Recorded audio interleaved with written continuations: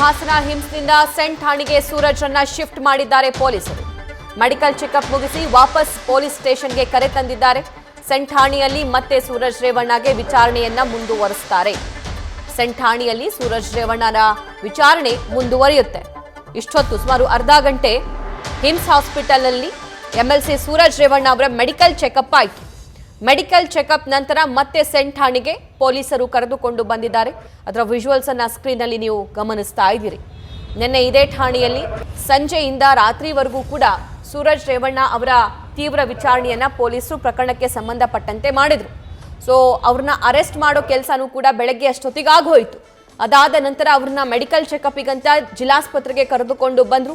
Medical checkup ಮುಗಿಸಿಕೊಂಡು ಬಂದು ಈಗ ಮತ್ತೆ ಠಾಣೆಯಲ್ಲಿ ವಿಚಾರಣೆಯನ್ನ ನಡೆಸ್ತಾರೆ. ಸೊ ಇಲ್ಲಿಂದ ನ್ಯಾಯಾಧೀಶರ ಮನೆಗೆ ಕರೆದುಕೊಂಡು ಹೋಗುವಂತಹ ಸಾಧ್ಯತೆಗಳು ಕೂಡ ಇದೆ.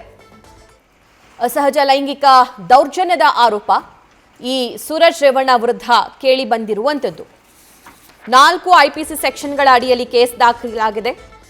IPC ಸೆಕ್ಷನ್ 377 ಅನೈಸರ್ಗಿಕ ಲೈಂಗಿಕ ದೌರ್ಜನ್ಯ ಅನ್ನೋದು ಈ ಕೇಸ್ ಅಡಿಯಲ್ಲಿ, ಈ ಸೆಕ್ಷನ್ ಅಡಿಯಲ್ಲಿ ಬರುತ್ತೆ. ಸೊ ಗರಿಷ್ಠ 10 ವರ್ಷ ಶಿಕ್ಷೆ ಆಗುವಂತಹ ಸಾಧ್ಯತೆ ಇದೆ ಒಂದು ವೇಳೆ ಆರೋಪ ಪ್ರೂವ್ ಆದಂತಹ ಸಂದರ್ಭದಲ್ಲಿ. ಇನ್ನು IPC ಸೆಕ್ಷನ್ 506 ಜೀವ ಬೆದರಿಕೆ ಅಡಿಯಲ್ಲಿ ಕೇಸ್ ದಾಖಲಾಗಿದೆ. 2 ವರ್ಷ ಗರಿಷ್ಠ ಜೈಲಾಗುವ ಸಾಧ್ಯತೆ ಇದೆ ಮತ್ತು ಫೈನ್ ಬೀಳುವಂತಹ ಸಾಧ್ಯತೆ ಕೂಡ ಇದೆ.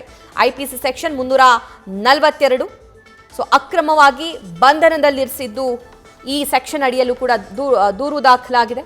ಇನ್ನು IPC ಸೆಕ್ಷನ್ 34 ಸಮಾನ ಉದ್ದೇಶ ಮುಂದುವರಿಸೋದಕ್ಕೆ ಹಲವು ವ್ಯಕ್ತಿಗಳು ಇವರ ಮೇಲೆ ಕೃತ್ಯ ಎಸಗಿರುವಂತಹ ಸಾಧ್ಯತೆ, ಇವೆಲ್ಲ ಸೆಕ್ಷನ್ಗಳ ಅಡಿಯಲ್ಲಿ ದೂರು ದಾಖಲಾಗಿದೆ. ಸೊ ಹಾಗಾಗಿ ಅವ್ರನ್ನ ವಿಚಾರಣೆಗಂತ ಮತ್ತೆ ಪೊಲೀಸ್ ಸ್ಟೇಷನ್ಗೆ ಪೊಲೀಸರು ಕರೆ ತಂದಿದ್ದಾರೆ. ನ್ಯೂಸ್ ಫಸ್ಟ್ ನಿರ್ಭೀತಿಯಿಂದ ನಿಮ್ಮ ಪರವಾಗಿ.